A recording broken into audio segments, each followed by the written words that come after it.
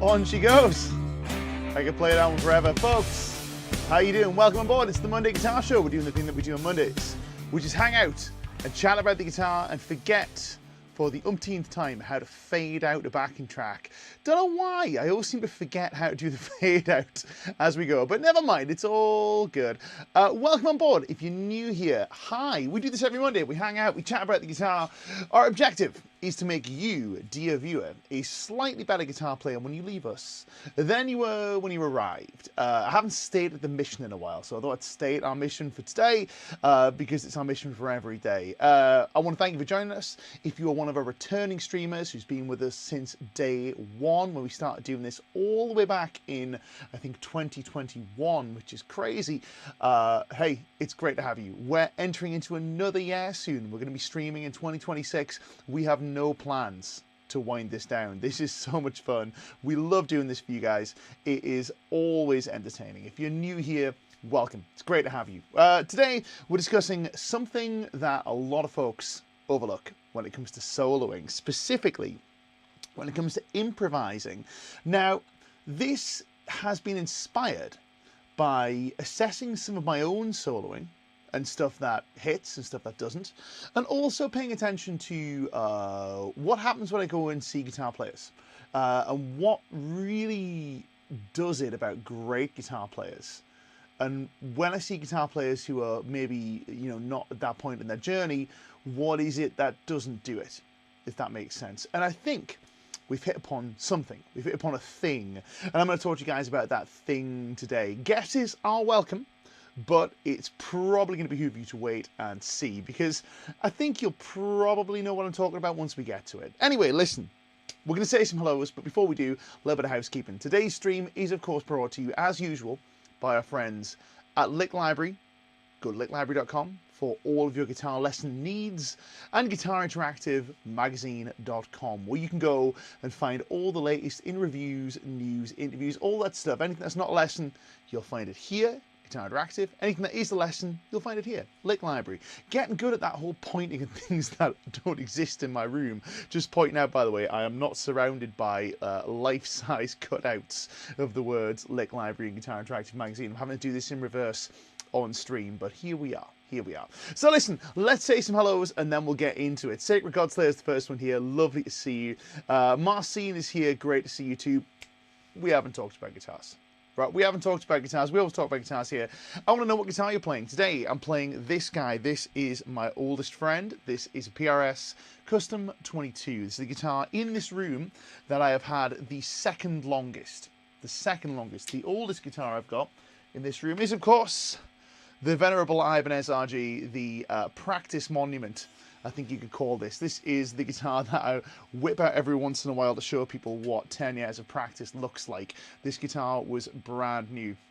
Not brand new, it was bought secondhand for me by my mom when I was a young student guitarist. Super grateful of this guitar. This guitar was like one that saw me all the way through my formative years, but that neck was pristine when it was bought. And look at it now. 10 years of practice on that guitar, let me tell you. But we want to know what guitar you're playing. What instrument you playing today? Let us know in the comments. We'd love to hear from you. This is my number one. The Maybach is also my number one, but this is the Burning Building guitar, if that makes sense. I think we spoke about this before. Love this guitar right now. I'm really digging it. Our friend PJ is tuning in, playing an Artisan Good Time Special. Very cool. Oh, no, wait a minute. He's on his Artisan Good... Yeah, that is a guitar. Right, there we go. Misread that. Fingers, I've not heard of that before. That sounds really, really cool, man. And it's got Good Time in the name. Excited. Exciting. Very cool. Larry Warren is in the house. Great to see you. Says, I hope the season is not too overwhelming this year. Take time to play. For sure. Make sure you get time in your schedule to spend with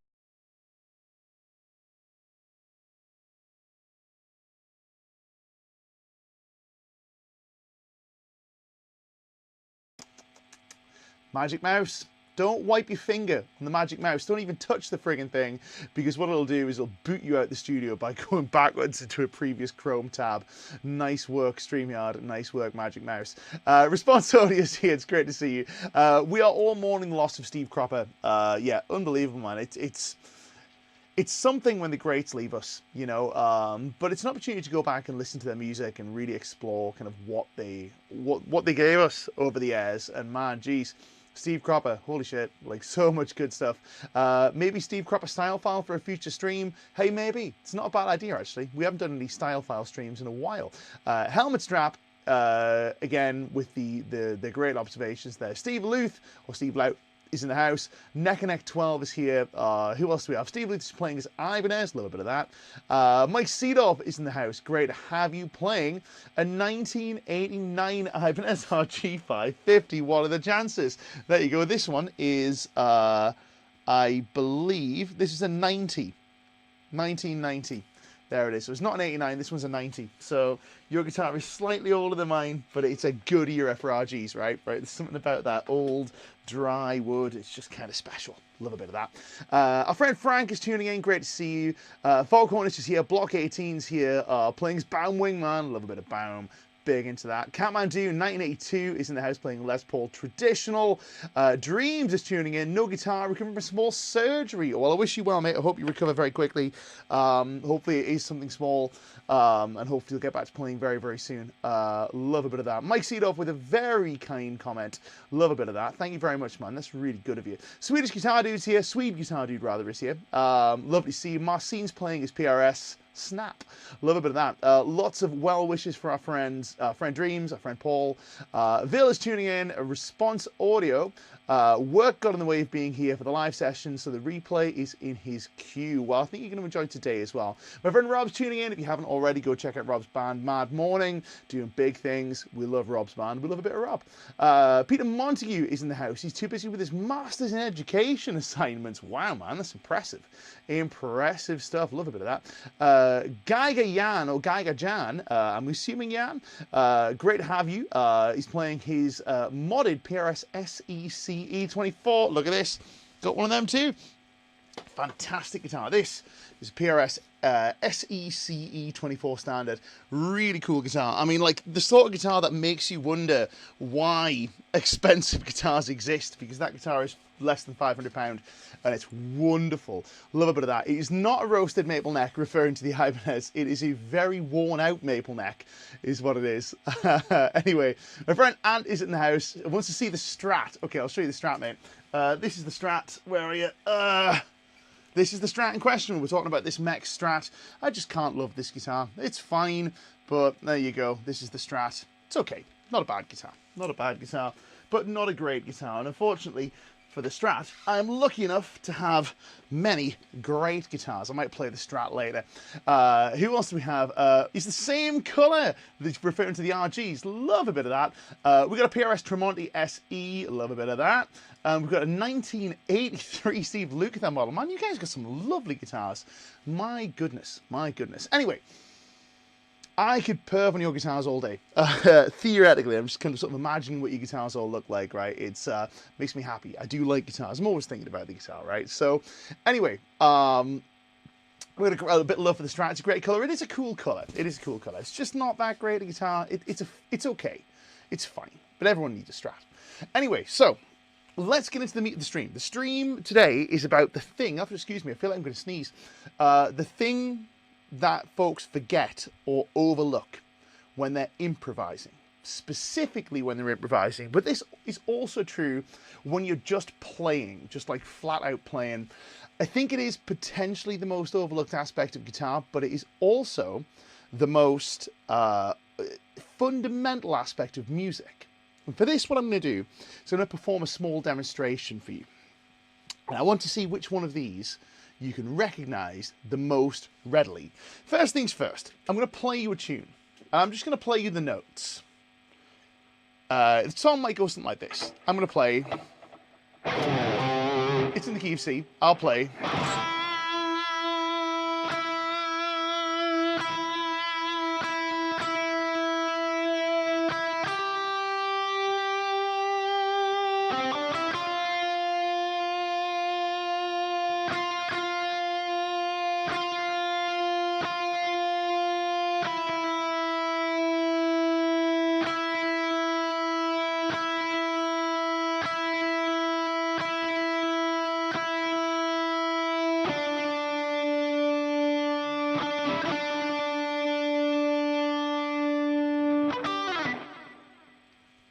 Maybe you guessed it, maybe you didn't. What about this?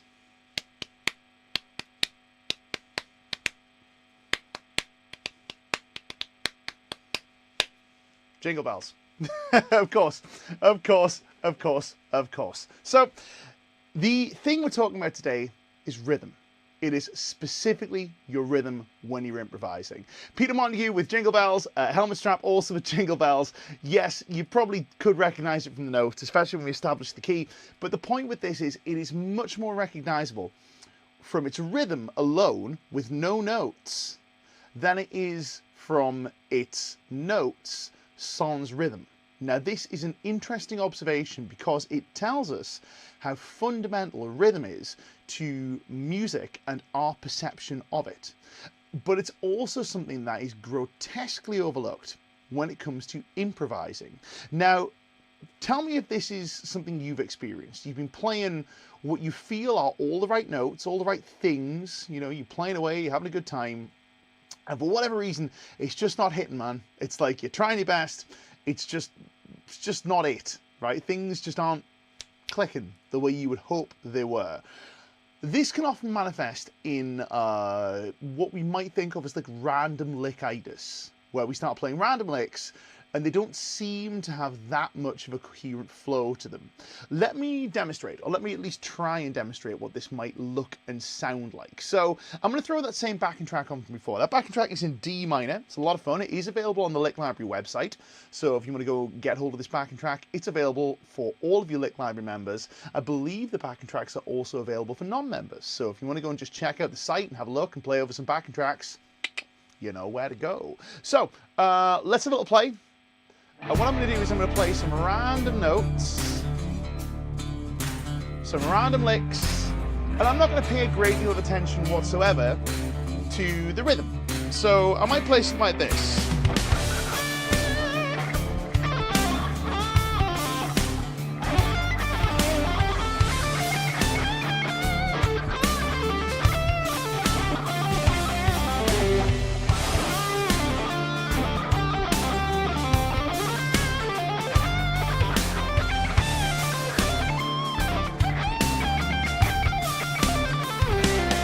Now let's maybe can the shred a little bit.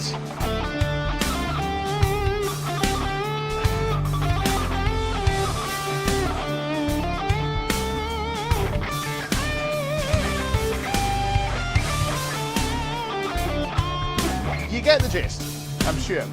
Now, that is okay. All the notes are in. There was no bad notes there, I don't think. And I think I played reasonably accurately, but it just didn't really have the vibe, let's say. Whereas I think in the intro, we nailed a bit of a vibe going on there. We nailed a little bit of a vibe. We got a question about the banjo. Oh, I love a bit of banjo. I was actually tracking some banjo the other day for an upcoming Lick Library Classic Albums project. I can't tell what the album is, but there's banjo on it. This backing track is available on the Lick Library website. If you search for Southern Rock, Dirty Southern Rock in D minor, you will find it. It's a cool track though, right? So anyway, that's what happens when we don't have this vibe going on because we're not paying attention to the rhythm. However, if I now start to pay some close attention to my rhythm stuff, and I will show you how to do this. I'll show you how to do this. My friend James in the house, good to see you. We're gonna go for coffee tomorrow. It's gonna be a lot of fun. Our friend James from the gym, being strong. I've had a day where everything's just gone like, not wrong isn't the right word, but I've just been daft. Like things have just gone bizarrely wrong in strange ways. So I posted something on Instagram and I forgot to turn my rule of thirds grid off on the monitoring software I was using, so it's just got big red stripes on it.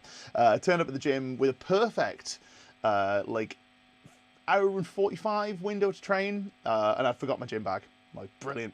So it's just been one of those days where things have just not quite, in terms of like just not tech stuff, but just material things have not quite worked out, but still feeling pretty good, having a good time. So anyway, going back to rhythm, right? Going back to rhythm. That's why I wasn't in the gym today, James. But he knows about this. We have a little barbell chat, me and all my barbell friends. It's great. Anyway, let's take this same approach where we kind of ignore our rhythm, and then what I'll do is I'll zone it in, and you'll see the difference. So this is without attention to the rhythm.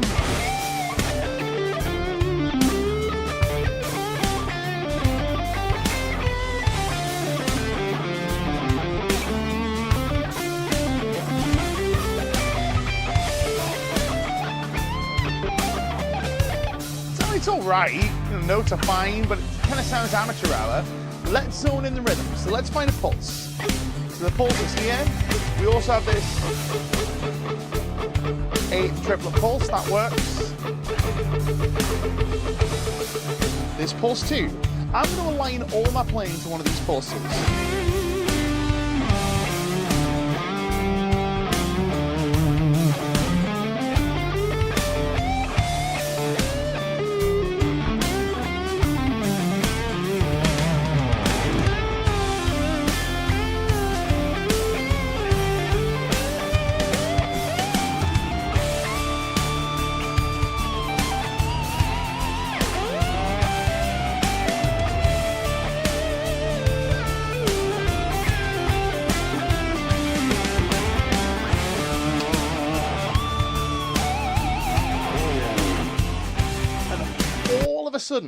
All of a sudden, with just a little bit of attention paid to the rhythm, the playing starts to make sense. It starts to gel. Now, let me tell you what I'm doing here. This is, first of all, this is not me saying that everything you play must, by law, be perfectly in time. However, as a rule of thumb, your playing should be in time unless you decide to move away from that grid. This is the same thing with tuning. Right, so with tuning, we know that we can play with the tuning, we can manipulate, to an extent at least, the intervals we're playing with our bends. We don't have to bend perfectly in tune all the time. We can be a little bit awry, but it should always be a conscious choice. If your playing is out just because you can't play in, well, you got problems. But if your playing is out because you're choosing to play out, great. Same applies for time. Now, this is something that Andy Timmons once said, and it really makes sense to me, is that the thing that separates, I'm not going to use the men from boys line, I'm going to use the pros from the not pros, but I think Andy said something to that effect, but I can't remember what it was, but even still, it separates the good from the great. The things that do that are tuning and timing. Tuning and timing. I'll say it one more time, tuning and timing. So, how do we cultivate timing? So, we cultivate timing initially by learning to experience a pulse. Steve Luth / Steve Louth, absolutely. You're going to have to tell me, Steve, right? Which one of these is it? Is it Luth as in youth, or is it Louth as in the other one? So is it Luth as in youth, or is it the other one? I need to know, because I need to get your name right, because I like you and I'm glad that you're here.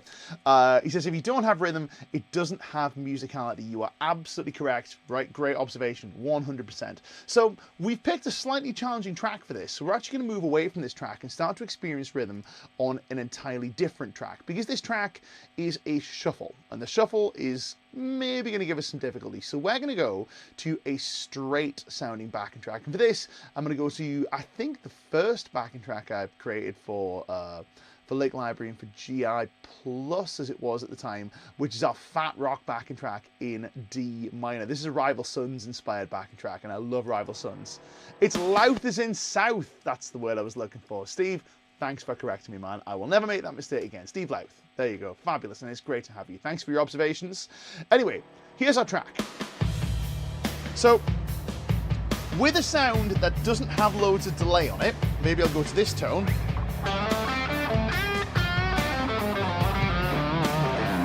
Which I think sounds pretty cool. Let's take a second and playing just D notes, maybe this D note here, which is on the 10th fret, the high E string, let's start to experience pulse.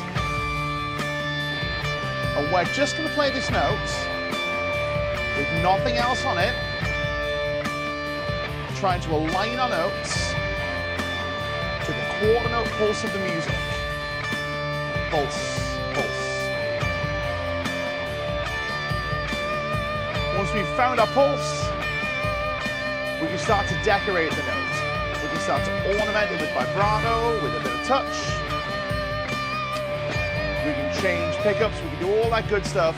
But first, we must find the pulse. Now let's find the next pulse, which is going to be 8th notes, where we play this.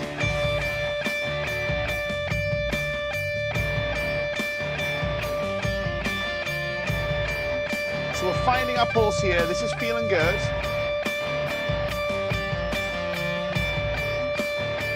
what about if we find the next pulse, which might be 16ths? We might play.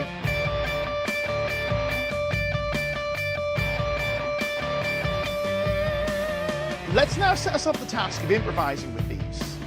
Now that we've experienced the pulse, we are now going to take the minor pentatonic scale, which is just the box position, box number 1, key of 10, because we're in D, right? I had this conversation with Nick Jennison the other day, Sweet Home Alabama, it's in the key of 10. We've got 13-10, 13-10, 12-10, 12-10, 12-10, 13-10, and we are going to play strict quarter notes. And we shall make no deviation from this quarter pulse. I've chosen the difficult bit where there's no drums. But I'm going to bring you in to take turns with me right about now.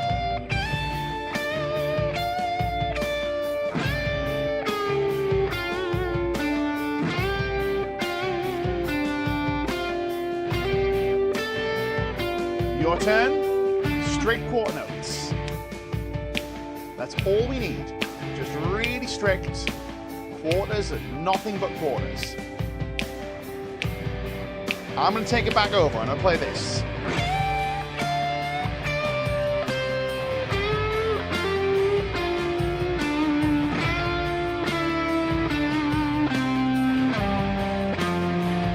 Your turn. All I want to hear from you is a very strict quarter note pulse. It's more difficult than it sounds. No deviations, no stopping, no restarting, just quarter notes over and over. It is challenging, but it's rewarding at the same time. Have you got it? Is it feeling good? Okay, let's go to the next pulse, which is 8th notes.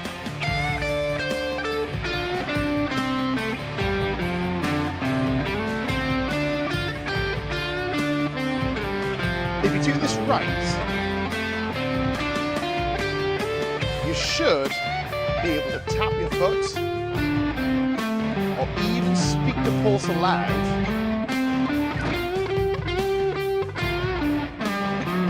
As you play it. 1 and 2 and 3 and 4 and 1 and 2 and 3 and 4 and 1 and 2 and 3 and 4 and 1 and 2 and 3 and 4 and you take a turn. There's our 8th notes. Ba ba ba ba ba ba ba ba. Now in a moment, as you might predict, we're going to take a listen to some 16th notes, which is one for you guys that can play a little quicker, which is many of you. We've got a little breakdown of the track, so I'm actually going to bring us right back to the start. Okay, I'm going to hold that there. Let's go back to the beginning. Let's do 16th notes, which we'll experience as 1 E and a 2 E and a 3 E and a 4 E and a.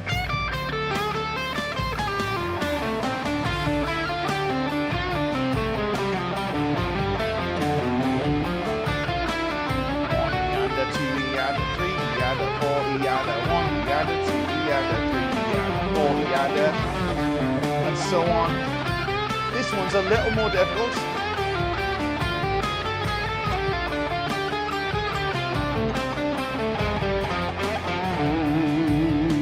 You take a turn, 16th notes, and a little cheeky deviation there.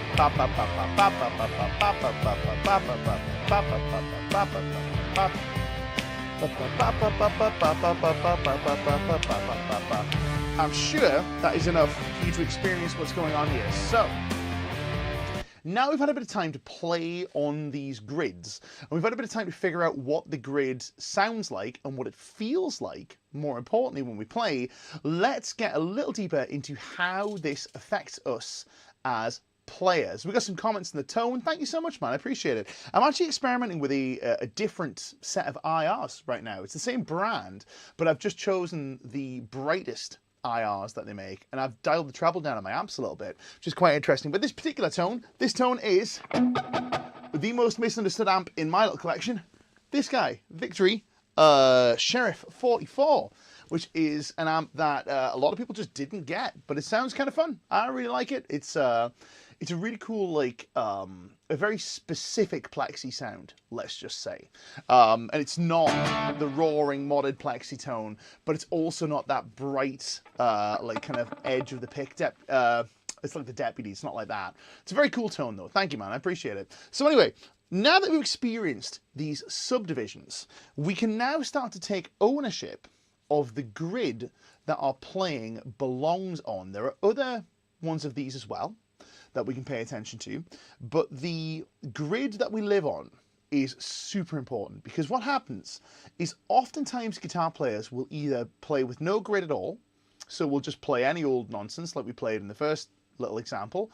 Nothing wrong with that, it sounds okay, but it's not exactly compelling.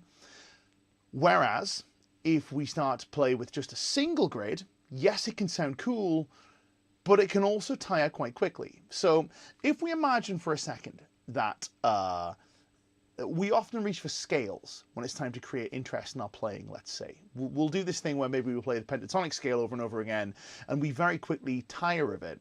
Now, in this instance, we may reach for another scale. We may reach for Dorian or whatever is appropriate, melodic minor, you know, whatever's there, half whole diminished, some outside licks. That stuff's all really cool. But it's very rare that guitar players will intentionally, or at least the good ones will do this, will intentionally, rather than looking at the note choice, or in addition to looking at the note choice, will examine the grid that their playing exists on. What I mean by this is, are we living on a quarter note grid? Are we living on a 16th grid? Are we living on an 8th grid? Are we living on a 8th triplet grid or whatever? Or are we on no grid at all? So you can start to think about this the way you would think about note choices, the way you think about scale choices, in terms of the ones that are in and the ones that are less in, for want of a better word. So I'm going to throw this track back on, I'm going to show you. So we'll stick with the same tone because the tone is fun. I'm enjoying the tone today. So with this, what I'll do is I'm going to start by living my playing on a quarter note grid. Now what I mean by this is I'm not going to play on every quarter note, but every note that I play will be somewhere on this grid of 1, 2, 3, 4. So some notes may be longer, I may miss some of them, but it will all live on this timing grid. So I'll get this, I'll go.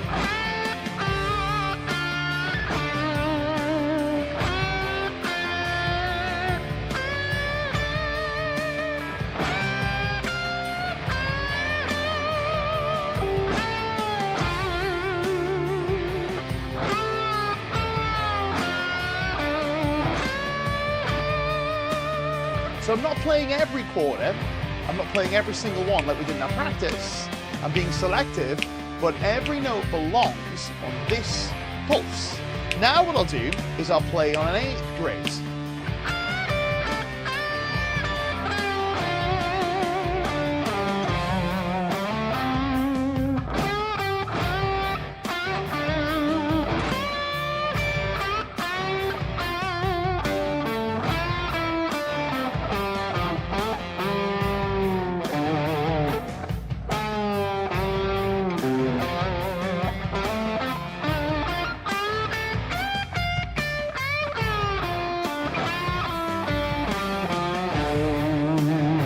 Also sounds cool, doesn't sound the same as quarters, there's a different feel to it. Now let me live on a 16th grid.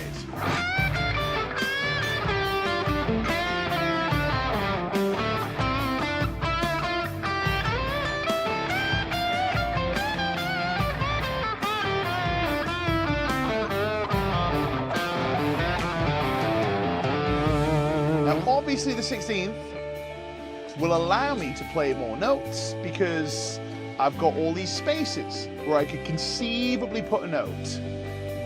But here's the thing, if we live on just one of these grids for too long and we're not intentional about the grid feel that we're playing, is it a 16th feel, is it an 8th feel, is it something else, then our playing can become dull. So let me just live on 16ths for a while.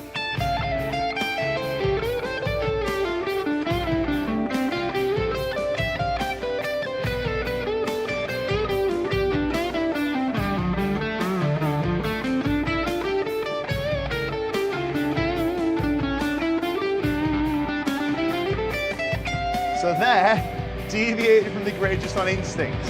Let me mix up my quarter notes, my eighth notes, and my 16ths.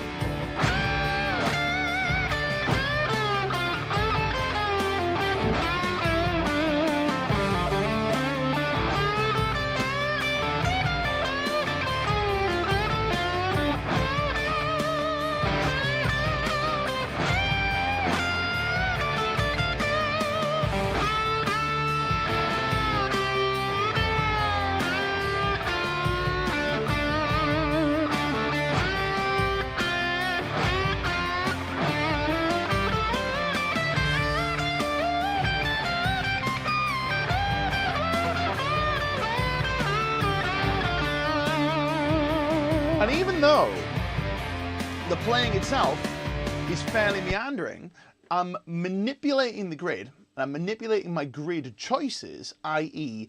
am I playing those big, bold statements that you get from a quarter note grid? Am I playing this kind of like intricate, syncopated thing that you get from a 16th grid? Or am I somewhere in betwixt the two with an 8th grid? And I'm manipulating this to create rhythmic interest in my playing. And not only is it rhythmic interest, it is rhythmic direction. There are times rather, when I want to make a bold statement and just bring the listener back in and go, okay, we've gone on a voyage together, come back with me, let's come back home for a second. That's a good time to employ a quarter note grid, for example, because that is a really powerful, very primal, this kind of thing. But if I want to start establishing some movement in my playing, maybe I'll reach for a 16th. Now, we've talked about other grids too. There are grids like, for example, the 8th triplet and 16th triplet, and even a quarter triplet that I will use all of the time. Let's quickly experience those. So very quickly, if I go here, let's just go back to playing our D note up here. Let's play 8th notes, and let's change it from our 8th notes being 1, 1 and 2 and 3 and 4, and let's change it to 1 triplet, 2 triplet, 3 triplet, 4 triplets, which will give us this.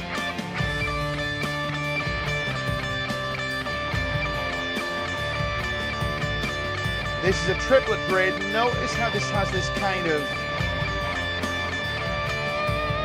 very interesting rhythmic flow to it. It doesn't feel settled. It doesn't feel at home like our other grids do. It's a very interesting sound. Let's try playing some pentatonic lines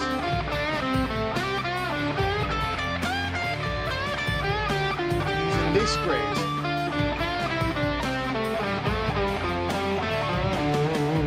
Now this is really interesting because this almost has the effect of playing outside, but it sounds really cool, right? It's a very cool sound. What about if we play quarter triplets? Quarter triplets are quite hard to hear. We play our quarter notes, and now we play.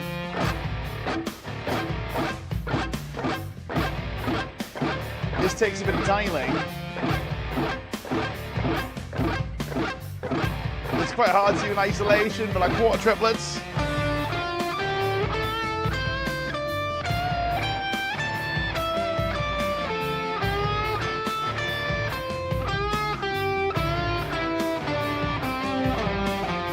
Now I'm falling into a dotted rhythm there, and it's not on purpose. It's just this track is tricking me into it, but it's okay too. That's another example.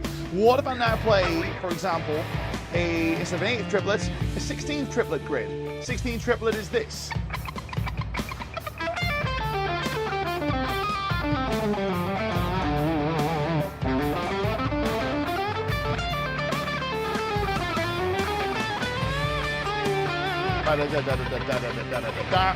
That sounds equally good fun. Now, here's an acid test. What happens if I take my my grids and I start to mix them up, but I start to include some triplets? Let's see what the triplet gives us. Now, the triplet immediately will shake the listener and catch the listener's attention. The listener will no longer feel like super cozy and comfortable in these quarters, 8ths and 16ths that are all little subdivisions of each other, but the inclusion of a triplet will break the rhythmic flow momentarily, while still being in, if that makes sense. It's still making sense. It won't be just some random rhythms, it will make sense, but this will also have the effect of being ear-catching and creating some instability in our playing, which we can then contrast with some stability. Let's throw the track on, let's take a listen. So I'm going to begin with some 8th note grids.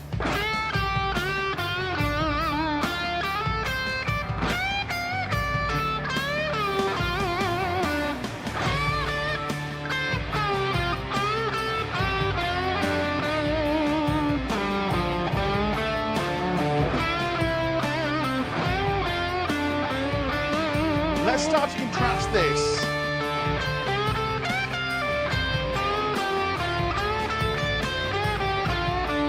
with some triplets.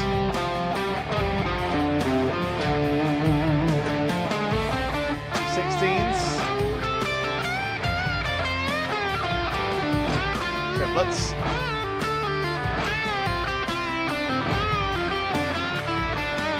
Even just that little bit of triplet at the end, so much interest.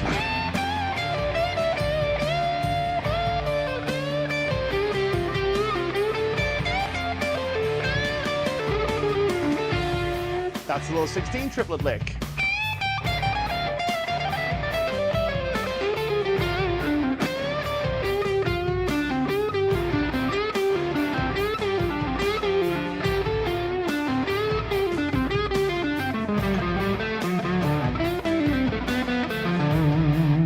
There was some 5s in there as well for good measure, but we're not going to get into 5s today.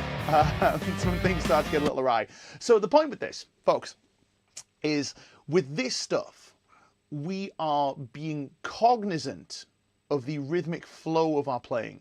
And it takes our playing from being something that is just some notes, just some nonsense, to something that is musical and has flow to this. Now, this gets difficult when things get really fast, because when things get really, really fast and you are at the limits of your ability, sometimes what is a well-meaning subdivision, I do this all the time and I'm super guilty of this, something that you intend to have subdivisional flow to it, term I've just invented, maybe, it starts to just turn into just some fast.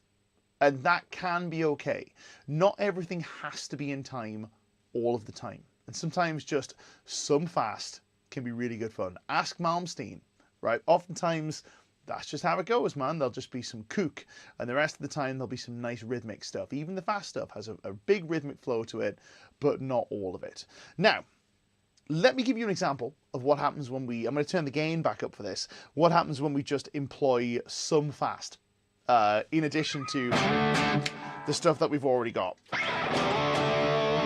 We're back in the Super Kraken. What a wonderful amp. Love a bit of this. Bit noisy, but we don't like noise gates here. If there's no noise, how will they know you mean business? Here we go. So, let's take some subdivisional stuff, and I'll start to employ just some quick when it gets too fast for me to really keep an eye on.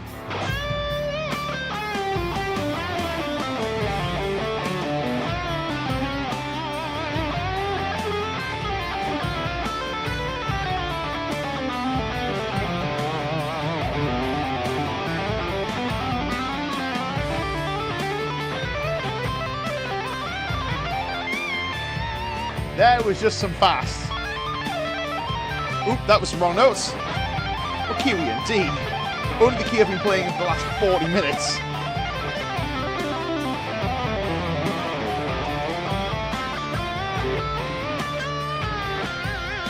Just some fast. What with subdivision? Who knows? I wasn't paying attention, but here's the thing. Here's an interesting observation with this. When it comes to the fast stuff, you've got a choice.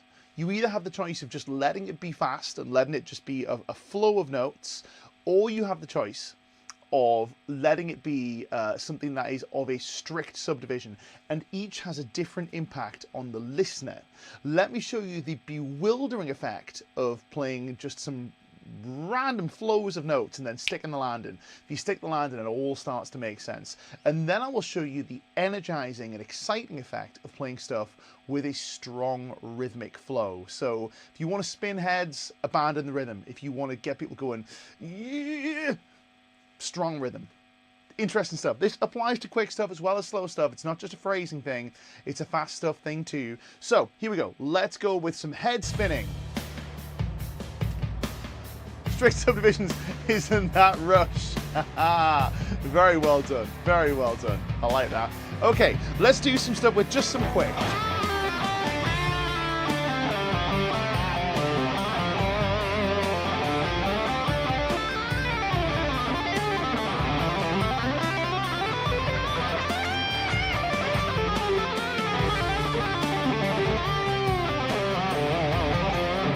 Don't know what the subdivision was, but it was cool. Missed a couple of notes, but whatever, who cares? The effect was there. Let's go again.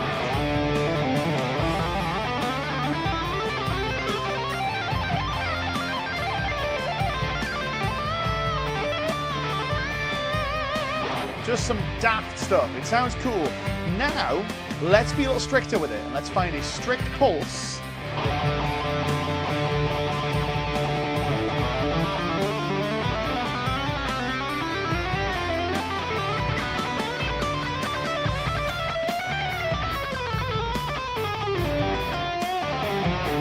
And then we might as well break it. Why not? Let's try that again. So our pulse is 36 notes. So let's go like this.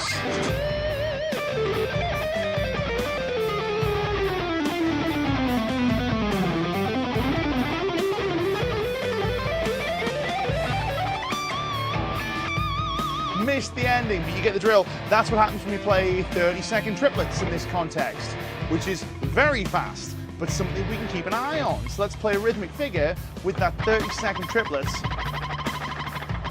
where we'll get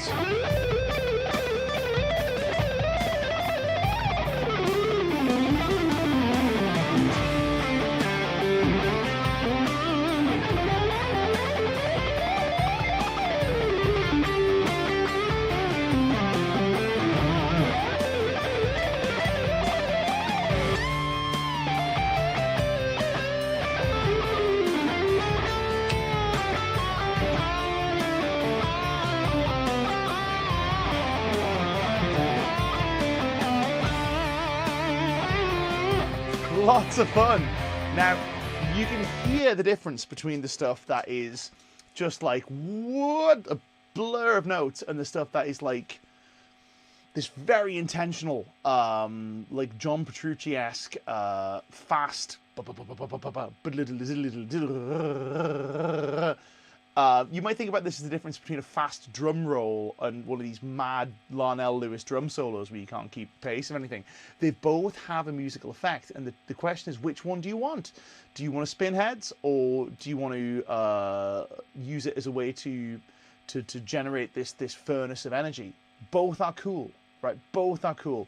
So especially if you stick the landing on the spinny head one, it's really interesting because it's almost like a jump in a car chase. You look at it, is it going to land? Like, what's happening? And that's really exciting. It's an exciting musical thing. So you can do both, and both are entertaining. Now, we have spoken much about subdivision and the importance of having a sense of which subdivision you're living in, and also the importance of, well, how you cultivate it as well. We've spoken on that too. But what we are yet to speak on is what happens at the other end of the note, because this is also something folks don't pay attention to. Now, rhythm is not limited to the beginnings of the note. I will say that once more. Rhythm is not limited to just the beginnings of the note, and the way you get off the note has as much impact on the groove and the feel of your playing as the time that you decide to begin the note. Let me give you an example, right? I'm going to give you an example of what happens when I play notes that are short versus notes that are long. This is the most simple way to demonstrate this, but there's more to it than just like, hey, let's play the notes that are short. We are actually looking, and this doesn't bear micromanaging, this is just something that you need to experience and start to feel. We also want to place our note endings, where possible, on a subdivision. So let me show you what happens if I play some quarter notes, but I'll leave them long. Here we go, like this. We'll go.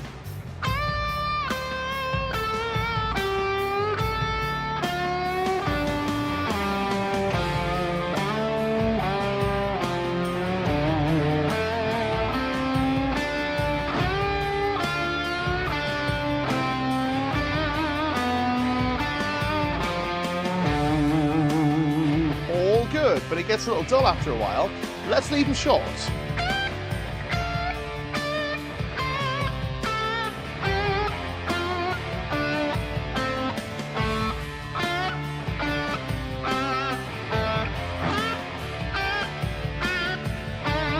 A cool sound for sure, but again, gets dull after a while. Let's compare long versus short and be intentional about it.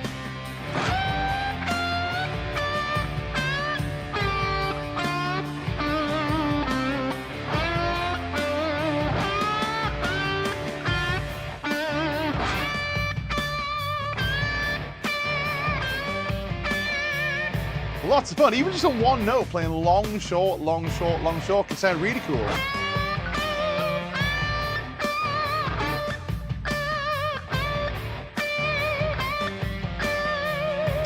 So long, short is an interesting device in and of itself, but what if we play with short notes that end on the next 16th note? So we go 1 E and a 2 E and a 3 E and a 4 E and a 1 E and a 2. And we end on that 16th note versus ones that bring a little longer and end on the next 8th note. Now you might think about this as just very short versus quite short, but let me show you what's going on here, right? Listen to when the note ends. If I go 1, 1,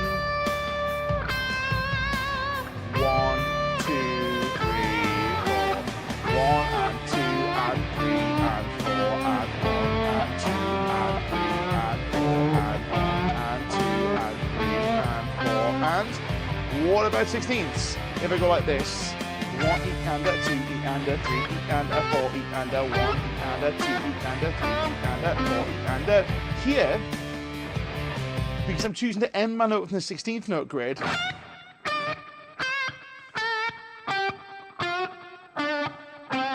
versus ending on an 8th grid,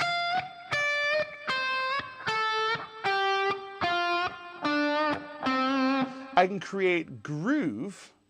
I can create groove with subdivision. So I can almost create an 8th note groove or a 16th note groove even when I'm not playing it. And this also gives you the ability to create contrast within your phrasing by contrasting the duration of the note as well as just the timing of its onset, the timing of its beginning. Let me show you what I mean. So let's create some rhythmic contrast with not just beginnings, but also endings.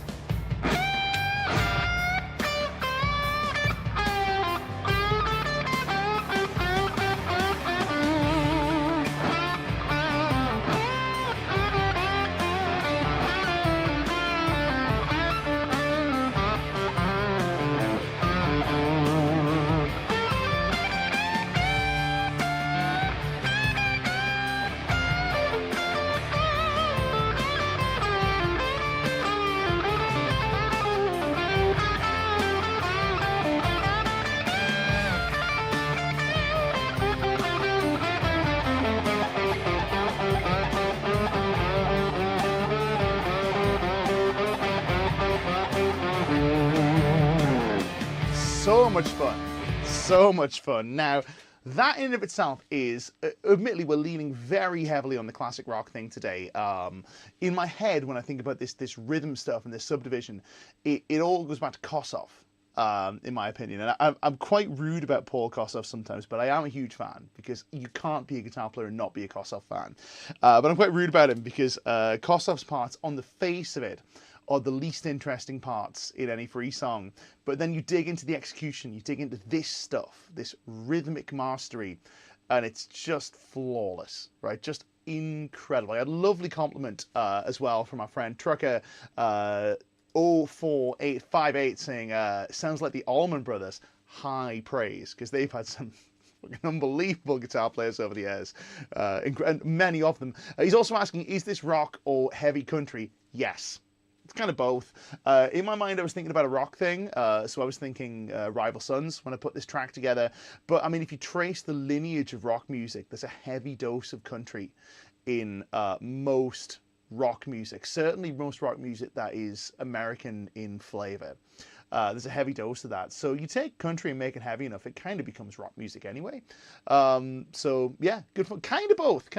Asking about divisions of 5, that's maybe a story for another day, because I think we've gotten complicated enough here. But the point with this is you can create so much interest without ever having to reach for unusual scales with this stuff. You can create so much interest with just your, people call it phrasing, but with your timing specifically. And then when you start to combine that with the expressive elements of your playing and your note choices, that's where things start to become music. That makes sense. And we'll elaborate more on that as these next few streams come and go. One final point with this is what happens when you decide willingly to stray off the grid, because we've already spoke about the idea that you don't need to be on the grid all the time, and you can stray from the grid. That's allowed. What's it like, especially if we're not doing it in the fast context? What's it like if we stray from the grid for just a little bit with our more, I guess, a more measured, a more melodic approach? Well, what we can do is we can stray from the grid backwards, and we can hang our timing back so that everything's a little bit later than it's meant to be. You get the gist. Now, it's usually best to stray late than it is to stray early. For some reason, on really works and sounds urgent and appropriate. Ahead sounds nervous. And I don't know how this works, because if everyone is behind, then someone has to be ahead, but who knows, right? The universal pulse that we all consent to feeling, if that makes sense, we all just agree that this is the pulse. No problem with that, works for me. We are best doing this with the knowledge that we're either going to be on or we're going to be behind. Let me show you some phrasing where I just move behind and you'll hear what it sounds like. It's a challenge to get this in just the right spot and not have it fall into the next subdivisions. How it's sliding in a grid, we got a question from Neck and Neck. For sure, sliding, interesting topic, especially if we talk about actual slide guitar. Very interesting topic, but we'll get to that maybe another time. So let me show you as a parting thought on this, what happens when we start to stray from the grid backwards and we start to stray away from the grid in terms of playing late. That works really well. Playing early, not so much. So if I go like this,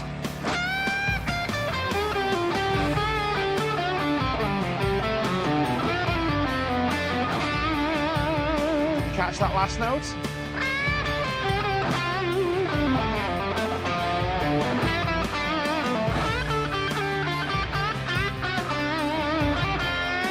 A little bit of lateness there, let's go again.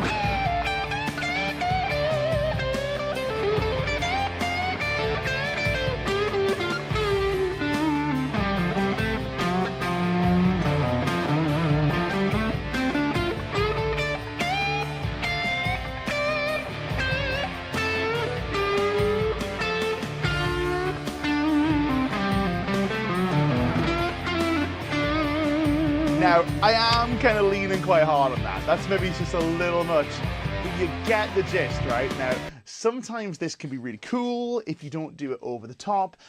If you do it too much, it can start to upset people because it does kind of put you rhythmically on the edge of your seat, so to speak. Much like choosing notes that are maybe a bit outside. Choosing to be rhythmically outside, you have to be careful with, and you have to be aware of what you're playing. Measure the response of your audience if you're playing for an audience, or if the audience is you, measure the response of you. Now remember, this is where we go back to our Herbie Hancock quote, where Herbie famously said, and I maintain this is genius, Herbie famously said when he was asked, is music for the listener or for the player? Specifically jazz. Is jazz for the listener or is it for the player? Herbie responded with the line that all music is for the listener always, but the musician is the first listener. Thank you, Herbie. Genius. Stone cold genius. If you are feeling uncomfortable with the laying back, then it's probably not the right choice. If you don't know, if you're going, then you're probably not paying close enough attention, and you need to zone in more tightly on listening to what you're playing. But, great observation. Here we go. Just as tonal centers resolving, timing should resolve in the end, even in free play. For sure, man, what a great way to sum that up, right? I think that's a really great observation of what we're doing here. Let me show you this in a slightly more measured way, where I just play a little bit more naturally and see what you can spot here, and then we'll sum things up. We are also going to take any questions, so if you guys have questions, drop them in the chat. We're going to answer as many of them as we can. But first, an example. Here we go. Something a bit more sensible here.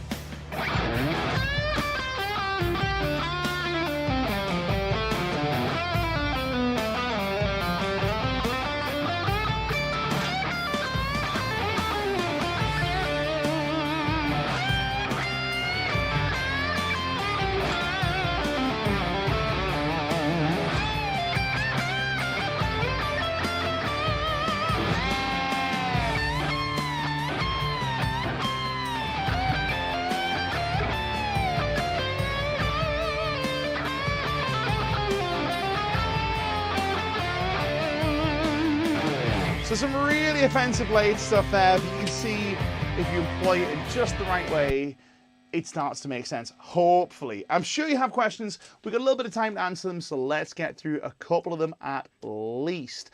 We've got a few folks saying ta-da, it's good to see you. If you've got to leave us now, it's great to have you on board. I'm saying we've got time for questions. I've just noticed how long we've been on here. We've been on here for a very, very long time. We've got a question about 5 subdivisions. We'll maybe get to that another time. A very good question all the same. We have questions about the backing tracks. Again, I think we've already answered that. But the backing tracks are absolutely the best way to practice this stuff. So if you have backing tracks, practice the backing tracks. Backing tracks are a great way to develop context for all this sort of stuff, especially when it comes to combining this with note choice. But as Neck has rightly pointed out, your metronome is also your friend here. I feel like drum beats are a really good choice too, but drum beats, metronomes, this is like a continuum of how much support you get. A metronome is just like strict. This is the time, and you got to follow it, and it's useful for lots of things. Drum beats give you a little more rhythmic support, a little more context. Backing tracks give you a lot of context. Of course, the most valuable way to do this is to play with great musicians, but we don't want to just kind of say, hey, just go out and find a great drummer and practice at them. I'm sure they wouldn't appreciate that. Unless you've got a friend who wants to practice with you, that's cool, or have a jam with you, if that makes sense. We've got a lot of observations about back phrasing like some singers do. Yes, absolutely, a great observation. Just lying a little bit back on the beat. You'll also find this in speech. You'll find people will sometimes delay. I'm doing this on purpose, and it sounds stilted because I'm doing it on purpose, but sometimes people will delay what they're going to say for emphasis. Does that make sense? It sounds lame when I do it because I'm not an actor, right? But it definitely is something to observe, let's say. So folks, I'm going to leave you to think on that one. We are continuing these streams all the way through the festive period. We've got Mondays all the way through. So we will be here the Monday before Christmas. We will also be here on the Monday between Christmas and New Year. And we'll be here on the Monday after New Year. I'm looking forward to it. In the meantime, I'm going to continue updating my IR library. I'm going to slightly move these cameras around because I'm having fun playing with angles. But also, I'm going to practice my guitar a little bit more, and I'm going to suggest you do the same. Thank you so much, folks. It's been a lot of fun. We do this every Monday. Don't forget, on your way out the door, give us a thumbs up, subscribe, send this to your guitar playing friends. We can get this out to as many players as possible. Invite them to come and join us. If you've got a guitar player in your life who you think would enjoy this stuff, tell them about this stream. Tell them to come and visit us and come and see us and come and be part of our growing community of players. Folks, my name's Nick Jennison. We'll see you next week.